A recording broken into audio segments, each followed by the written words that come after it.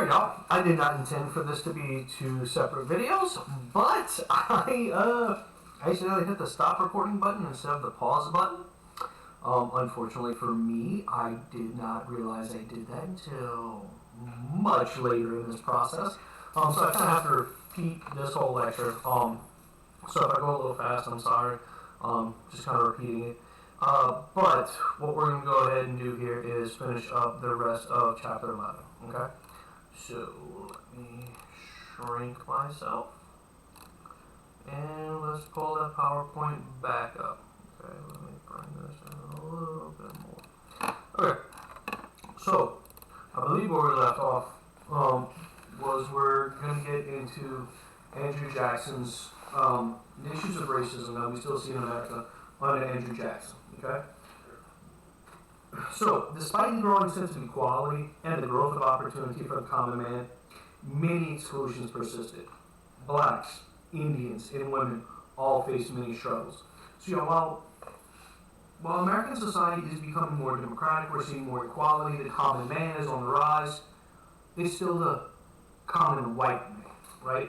So, the growth of opportunities for the common man grew, but many exclusions persisted. Again, African Americans, Native Americans, and women all faced many struggles. White males rationalized that these people were naturally inferior, and that justified the unequal treatment. So white males at this time are rationalizing just, whenever we rationalize them, that's okay because of this, right? So they're saying, like, yeah, they're not being treated as equal because they're naturally inferior. That's what's said at the time. When you look at black Americans, y'all, they were seen as a separate and degraded race, and so many blacks suffered.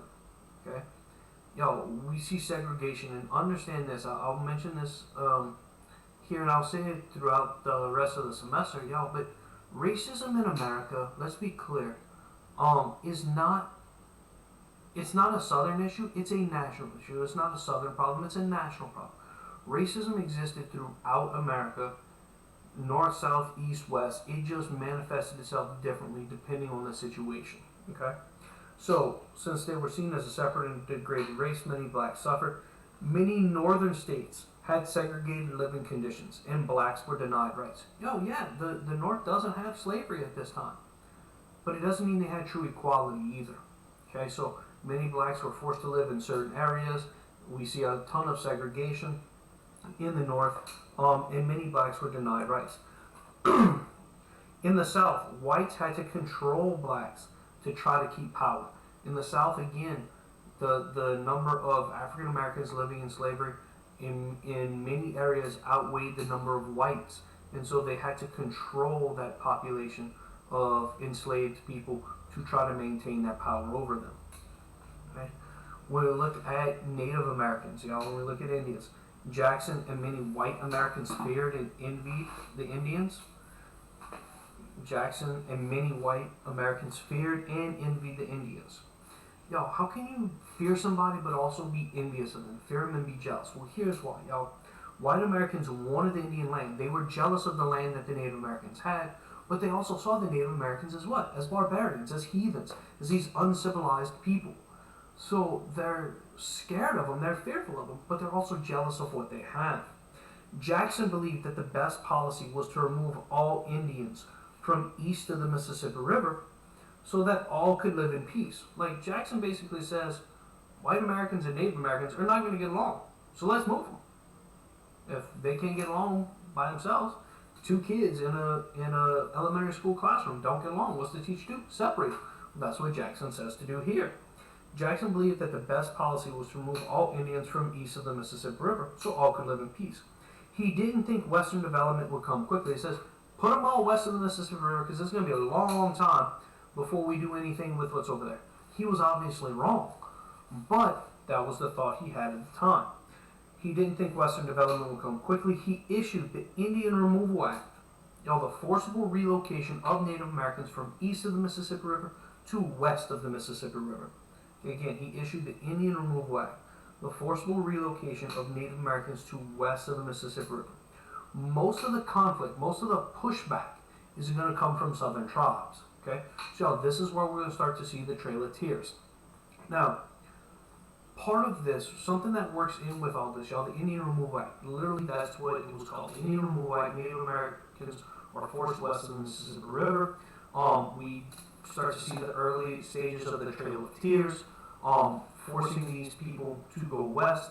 Now, it's going to be exacerbated. This entire thing is going to be pushed further by some legal cases, okay? So, y'all, it really gets going with some legal battles between the state of Georgia and the Cherokee tribe.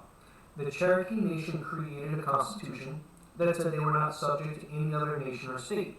No, that's not crazy. Even today, when we look at reservations here in America, the reservations that still exist, a lot of those people who live on the reservation, that reservation is seen as sovereign territory. That is seen almost as a separate country inside the United States. It's separate territory, right? They are seen as a sovereign and a completely separate nation.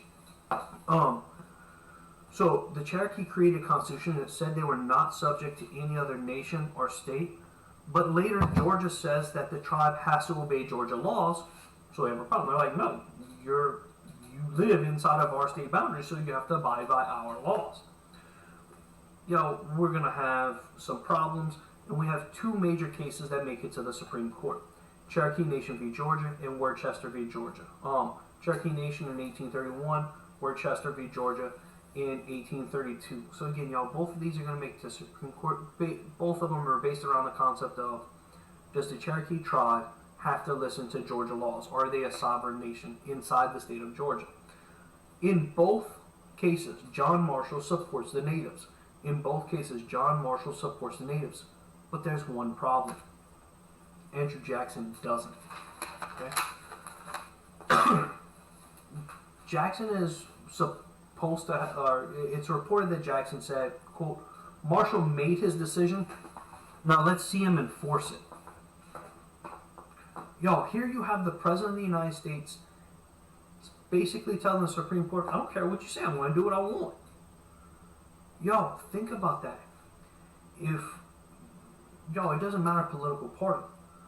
Whether it was President Obama when he was president or President Trump now, regardless of who's there, regardless of political party, if an American president today said, I don't care what the Supreme Court says, I'm going to do this anyway. Remember, he's the commander-in-chief. He is the guy, it's his job to enforce the laws, right? Supreme Court decides whether the laws are legal or not, but his job to enforce them. He looks at Marshall and says, you in what army? You going to make me do something? I'm the one with the army. I'm the commander-in-chief. I'm the one with the power. So I'm going to do what I want. Well, when we see that, it's just total disrespect for the Supreme Court, total disrespect for what we see as the court's power. So because of Andrew Jackson's attitude and disrespect for the court's ruling, the natives will have no choice but to move west. Almost 20,000 people are forcibly relocated as a result of the Trail of Tears, and of those, about 4,000, approximately 4,000 of them died along the way. So, this is not a positive time this is not a positive look for Jackson. It's not a positive time for America by any stretch of means. So whenever we look at these, and this is the sort of stuff I want y'all to pay attention to as we move throughout the rest of the semester. Jackson is an incredible figure and makes many dramatic changes to the United States. And some of those things are good, some of those things are bad, but we have to look at them in their totality. Again, these people are not devoid of their surroundings. I'm not saying it makes it okay. I'm not giving them a pass. But we have to understand the totality of the situations and the totality of these people. Very few people are all good or all bad. Here, Jackson obviously has one of his most negative things throughout his entire life and throughout his presidency. But at the time, he sees it as a positive for the majority of Americans because he believes it would ultimately reduce conflict. Okay? Now, let's move on, y'all. Let's get back to some politics. Jackson hates banks. Jackson hates banks. I can't say that more clearly. Okay? So he absolutely hates banks. Okay? Now, just like with the Native Americans, he feels he's bigger than the Supreme Court. So he doesn't care about McCulloch v. Maryland. Remember that court case? McCulloch v. Maryland said, yeah, the government can create a national bank. Jackson doesn't care about that. He believes he's bigger than the court, and so he's going to make a point to deal with the bank. Now, again, why does he hate banks? He had gone bankrupt multiple times. How did he go bankrupt? Well, it's real simple. The banks he invested in went bankrupt. Today in American society, if you put your money in a bank and it's insured with the federal government, like it follows all the rules and regulations. If that bank goes bankrupt, the federal government's going to give you your money back, or at least some of it. In this day and age, that didn't exist. So if you put your money in a bank and then you went back a week later and that bank went bankrupt, they didn't have money to give you, well, you were just out of luck. You lost all your money. That happened to Jackson multiple times. I think it was like 3 times that happened to him. He went bankrupt. So he hates banks. Now, he really hated the National Bank and its elitist leader, Nicholas Biddle. Nicholas Biddle is who he is, and Jackson hates him. Jackson, again, the representative of the common man. Jackson hates anybody who looks or appears or comes off in any way as elitist. Biddle had done some good things with the bank, but he also made some enemies. So, no surprise, just about anybody in power is going to anger somebody along the way. Well, that's what happens with Biddle. He had done some good things with the bank, but also made some enemies. The bank will need a recharter in 1836, but Biddle doesn't want to wait. Okay, so what we see is that, remember, the bank was chartered for 20 years in 1860. Well, Biddle says it's going to run out in 1836. He doesn't want to wait till 1836 to try to get this fixed. He wants to do it sooner rather than later. Let's plan for the future. Let's set it for another 20 years, or whatever the case might be. Okay? So, bank will need a recharter in 1836, but Biddle doesn't want to wait. So, with the advice of Henry Clay and Daniel Webster, he talks about it before the 1832 election. They all of them, Biddle, Clay, and Webster, all hope it will hurt Jackson in the election. They know Jackson's going to veto the recharter, so they hope by doing so, it'll make it public that he doesn't like the bank, and the American people will be like, oh man, you don't like the bank? Well, I think the bank's good, and they won't vote for him. That's what Biddle, Webster, and Clay all want. That's what they're hoping for. But it backfires. So Jackson will veto the recharter, and many people support his decision. Okay? So Biddle brings up the issue before the 1832 election because they all hope it will hurt Jackson in the election, but it backfires. Jackson vetoes the recharter, and many people support this decision. Now, in the election of 1832, that support is made obvious because Jackson wins big again. So Jackson wins the election of 1832 pretty easily. It's a pretty dominant victory for him. And so now he's going to move forward like, oh yeah, the people really like me. The people really like what I'm doing. Okay? But the election of 1832 is also important for another reason. So it's the first time we see a third party. Not just a third candidate, but a third party. The 1824 election had 4 or 5 different people run. But they were all in one party. Right here we see our first third party, the Anti-Masonic Party. They held a national convention and had an official platform. Those are both first. Okay, so we see a lot of things happening here.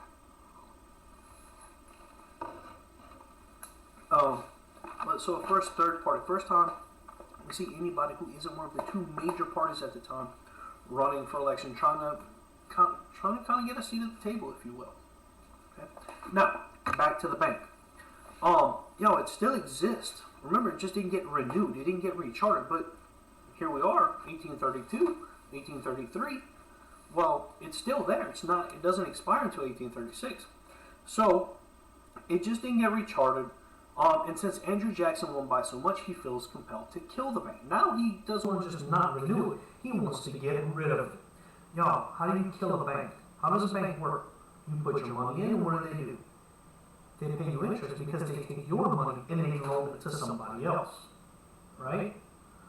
Well, how do you kill a bank? You take all the money out. If all of us went to our banks and took all of our money out, they couldn't possibly handle that. They couldn't. Okay?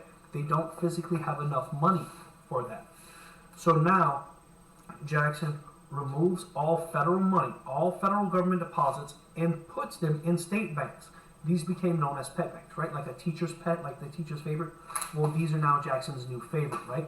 He puts all the money in these state banks that were known as pet banks. When people refuted Jackson, when people told Jackson, dude, you might not want to do it, that's a bad idea, he just fires him. He gets rid of him. One of those times when he's really ruling with emotion. He even fired his Secretary of Treasury. The guy who's in charge of telling him what's a good idea to do with money, Jackson fired him because he told him removing the money from the National Bank wasn't a good idea. So now we're going to have a little petty back and forth between Jackson and Biddle. Biddle is upset, so he tightens control of the state banks to hurt the economy, to prove that the National Bank is needed. So Biddle gets a little petty here. He's like, oh, you're going to take all the money? Well, fine. I'll tighten control of the economy. I'll make the economy hurt for a minute to show you how important we really are. But since the state banks had federal money, they don't care about Biddle. And they start printing tons of paper money. Okay? They start printing tons of paper money, and states started building up high debts. So the state banks are printing a ton of paper money, states are building up high debts. That's not going to be good for the economy. Now the federal government right now is doing okay because they had been selling a lot of land. Remember back to Henry Clay's American system, high prices for federal land, right? Well, the high prices for federal land kind of keep the U.S. government, kind of keep the national government like, oh, okay, well, the economy's not that bad, it's okay, everything's fine. But Jackson knows he needs to do something, okay? So the federal government was okay because the sale of lands had drastically increased. But to help the situation, again, Jackson knows he needs to do something. So to help the situation, Jackson issues the Specie Circular. Specie Circular said all federal lands had to be bought with gold or silver, no paper money. All federal lands had to be bought with gold or silver, no paper money. But this backfires and actually hurts the economy. Why? Because the banks don't have enough gold and silver to give people. Why don't they have it? Because they weren't listening to Biddle and all of his restrictions. When Biddle put those restrictions on, the state bank said, we don't care about you. We don't care what you do, Biddle. Why? Because we have federal government money. Remember, money equals power, right? The National Bank doesn't have any money, so it doesn't have any power. The state banks have all the money, so they feel like they have all the power. They can do whatever they want. They don't listen to Biddle, and this is going to get problematic because, remember, money and spending is very much a cyclical thing.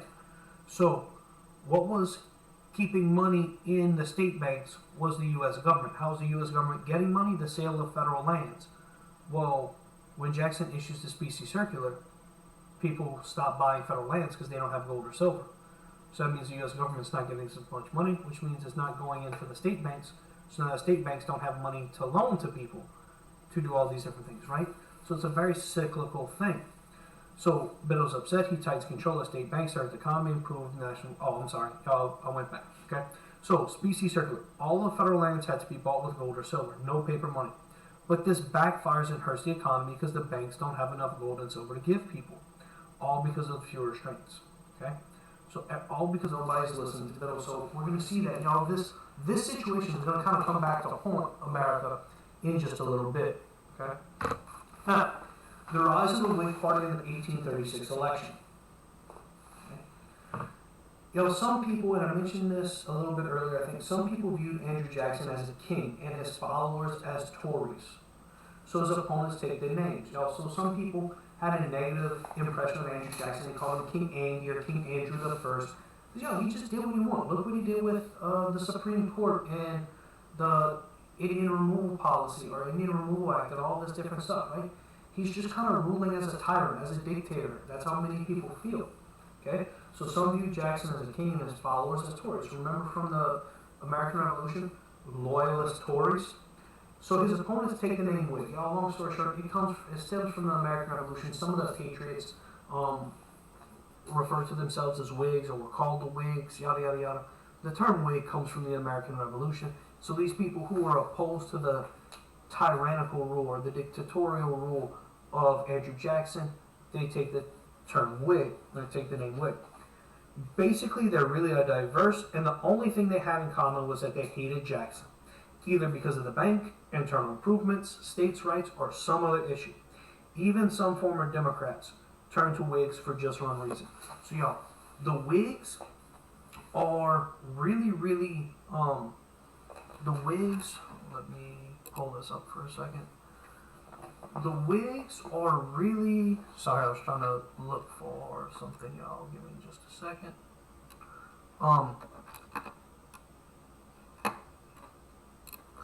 The Whigs are really diverse. Like, they don't have a lot in common, but the one thing that every single one of them agrees on is they dislike Jackson. They hate Jackson, or they disagree with Jackson on something. It could just be one issue, but that one issue is super important to them. So the only thing they have in common is that they really hated Jackson, either because of the bank, internal improvements, states' rights, or something else. Even some former Democrats turned to the Whigs just for one reason. So, y'all, think about it, to give you a modern comparison, to put this in a modern context for you. There are a lot of people who agree with either the Republican Party or agree with the Democratic Party on like just about all their stuff, right? Like, you might say, man, I really agree with the Republicans, or I really agree with the Democrats. But there's one issue that's just super important to you, makes you pick the other side, right? Like, that's what we see with a lot of people, y'all. Here, like, that's what's happening with the Whigs. The example I use for you today is the issue of abortion here in America. There are a lot of people who are like, man, I really agree with the Democrats on a lot of issues, but I side with Republicans on abortion, so I'm going to vote Republican. Even though they disagree with the Republicans on like everything but abortion, they vote Republican because of that, or vice versa. They agree with the Republicans on like everything, but they disagree with them on abortion, so they vote Democrat, right? That's what we're seeing happening with some of these Whigs, y'all. Some of them do get along, some of them do have similar ideas, but they all disagree with Jackson, and sometimes it's only over one issue. So they might be very much a Democrat. They might be very much a Jacksonian Democrat, but Jackson does one thing that angers them, and so they start voting Whig. Okay? So keep that in mind. Now, in the election of 1836, the Democrats nominate Martin Van Buren because he was handpicked by Jackson.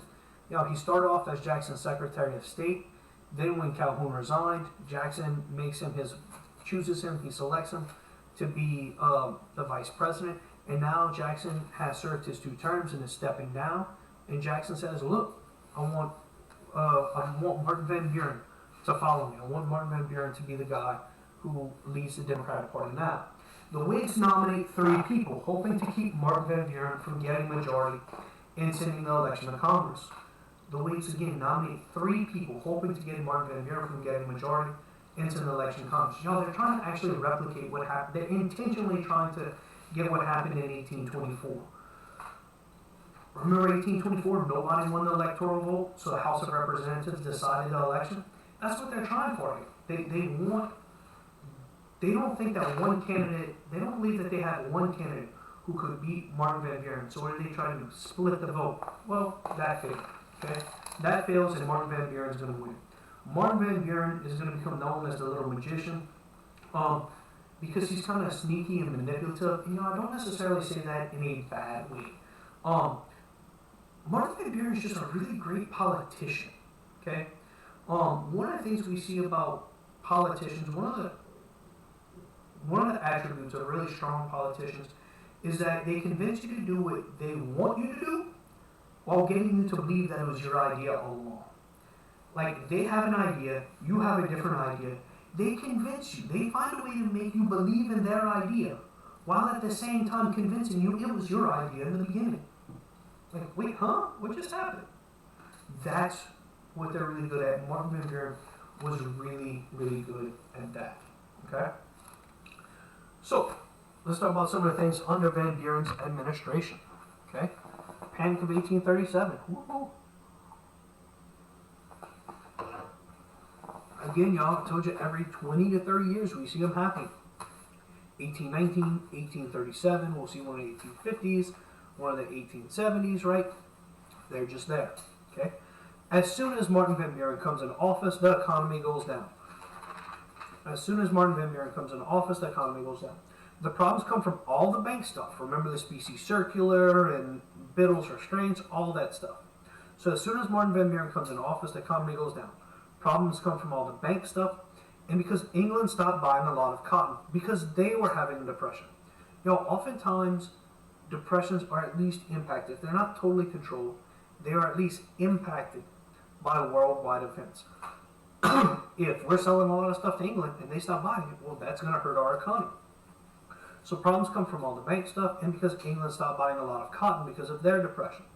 Now people in states have less money and banks start to fail. It gets worse because we have no national bank. Remember, it ran out in 1837. They didn't recharter it, so the national bank is gone. So people have nowhere to turn for help. Martin Van Buren doesn't think it's his job to help the people. He believes it's his job only to help the government stay stable. Very much like, I didn't cause this depression, so I can't fix it, right? So Martin Van Buren doesn't think it's his job to help the people, only means to help the government stay stable. So Martin Van Buren spends most of his presidency fighting for an independent treasury. He finally gets it, but it never really helped the economy. Now we have some other issues. Okay, so Martin Van Buren has to deal with this panic of 1837. It happens, and it's going to last for most of his presidency. But there are other issues we have to deal with. Slavery. Martin Van Buren was not a Southern slave owner. The dude is from New York and never owned slaves. Okay, so he's not a Southern slave owner. But he puts out the gag rule. When you're under a gag order or when you're under a gag rule, you can't talk. You're not allowed to talk about a certain topic. Okay, so he said no discussion on a certain topic. That's the gag rule. He uses it on anti-slavery talks. He uses it on the talk of abolition. So people now label Martin Van Buren and the Democrats as pro-South and pro-slavery. Even though Martin Van Buren is not a Southerner or a slave owner, he and the Democratic Party will now be labeled as pro-South and pro-slavery because he issues the gag rule on abolition talks or on anti-slavery talks. What he's doing here, it's not because he's this big slave owner, because he supports a lot. This is what we see happening. A lot of you have probably been a part of an organization or something where there's this one person or this one group of people who every time your organization has a meeting, they bring up the same thing. And let's say the meeting is only an hour long. Your group meets for an hour once a month. But every time you meet, there's these one or two people who talk about the same thing, talk about this one controversial subject. They always bring it up, they always talk about it, they always find a way to put it in the conversation, and then you end up spending 45 minutes of the meeting talking about that and 15 minutes to get everything else you need done. So you never really get anything actually accomplished, right? Well, that's what was happening with slavery at this time, y'all. A lot of people are talking about trying to abolish slavery, and a lot of people are talking about keeping it. And so every time it gets brought up, it turns into this big argument. Nothing ever gets done. And so Congress isn't actually Congress is not getting as much work done as people believe they should. So Martin Van Buren issues the gag rule. Look, stop talking about ending slavery and do other work. You're not going to settle that issue today, so stop fighting over it. Let's do some of the other business. That gets him and the Democratic Party labeled as pro-South and pro-slavery. Okay? Then he has another issue. Remember, we just added Maine as a result of that Missouri Compromise, right? We added we added Missouri and Maine. Well, what's the border between Maine and British Canada? That becomes a dispute. We get a dispute over the Maine boundary with British Canada, and that just adds to the problems that Martin Van Buren has during his presidency. Okay? Now, ending the line, not the era. Y'all, we're going to see an end to this string of Democratic presidents, but not to the ideas that Jackson brought forward. Okay? So in 1840, Martin Van Buren runs for the Democrats, but is badly beaten by Tippecanoe and Tyler II. The Whigs are going to nominate these people, who we call Tippecanoe and Tyler II, or that was their campaign slogan, and they easily beat the Democrat Martin Van Buren. But who are Tippecanoe and Tyler II? Okay, let's look at it. In 1840, y'all, in this election, the Whigs really wanted to win. So instead of making a strong stand, they did nothing. They had no major platform. They didn't talk a lot. They just didn't put themselves in a bad position. Y'all, what happens with a lot of politicians? Why do a lot of politicians lose elections? Because they say too much. Not because they don't say enough, because they say too much. They talk too much and get themselves in too much trouble. They make too many enemies. What do the Whigs do here? They do nothing. They say nothing. They have no major issues. They just say, hey, we're going to run Tippecanoe and Tyler too. And hey, they're good old boys. Elect them. And that's how they win. So in 1840, the Whigs wanted to win. So instead of making a strong stand, they did nothing. Henry Clay was their early thought. But he's made too many enemies at this point. Henry Clay had made too many enemies. So they switched to William Henry Harrison. William Henry Harrison is a war hero. Remember, he fought against Tecumseh. He fought at the Battle of the Thames and the Battle of Tippecanoe, and he was the victor. He won at the Battle of Tippecanoe, ending Tecumseh's Native American Confederation. Right? He ended Tecumseh's Indian Confederation idea. And so what we see is that they pick him. He's a war hero, and he has very few enemies. Like, most people don't really have an issue with him unless you're a Native American. And they picked John Tyler as his running mate. John Tyler was a strong politician. He has a strong background. William Henry Harrison doesn't have a strong background in politics, but John Tyler does. And John Tyler's actually a former Democrat. He was one of those people who disagreed with Jackson on one issue, so he joined the Whigs. But most of his stuff is actually very democratic. And so, okay, they have William Henry Harrison, who's a war hero, and who is just kind of there, right? And then they have the strong politician to back him up, and that strong politician is a former Democrat. So he'll get some people to vote to come in. They claim that William Henry Harrison was a common man living in a log cabin, drinking cider. And that helped him get elected. Think about it. How did Andrew Jackson win his election? War hero, common man. What's William Henry Harrison? War hero, common man, right? That's what he's going off of. They say he's just a commoner living in a log cabin, drinking apple cider. This was known as the log cabin campaign. It helped him get elected, but it wasn't true. It wasn't reality, y'all. William Henry Harrison came from an elite family.